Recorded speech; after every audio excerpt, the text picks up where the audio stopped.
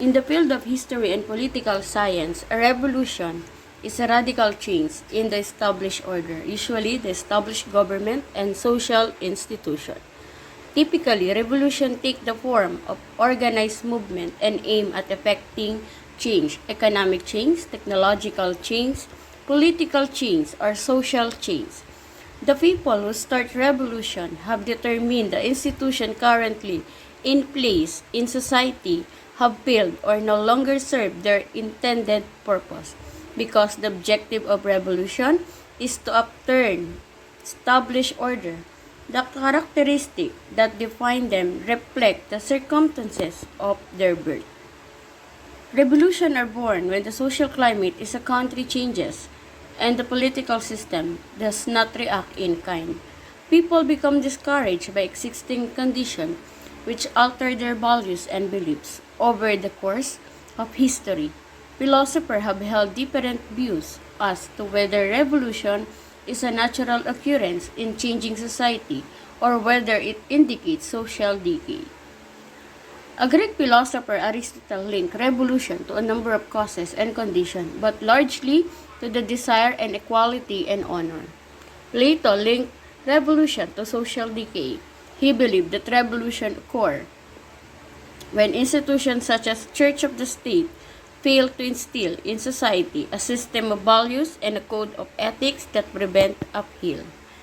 Evolution is change in the heritable characteristic of biological population over successive generations. These characteristics are the expression of genes that are passed on from parent to offspring during reproduction. Different characteristics tend to exist with any given population as a result of mutation, genetic recombination, and other sources of genetic variation. Evolution occurs when evolutionary processes such as natural selection and genetic tripback act on this variation, resulting in certain characteristics becoming more common or rare with a population. In this process of evolution that has given to a biodiversity at a level of biological organization, including the level of species, individual organism, and molecules. Throughout the Middle Ages, Europeans generally did not do what could prevent revolution and preserve the established order.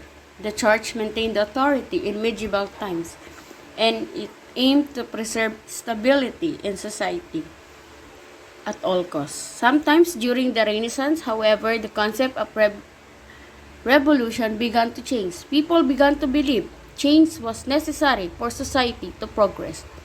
Revolution has been central for the formation of the modern world.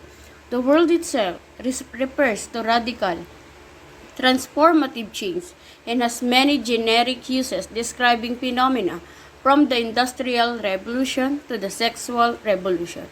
As a historical process, revolution refers to a movement, often violent, to overthrow an old regime and effect complete change in the fundamental institution of the society. Synonymous with the radical overcoming of the past.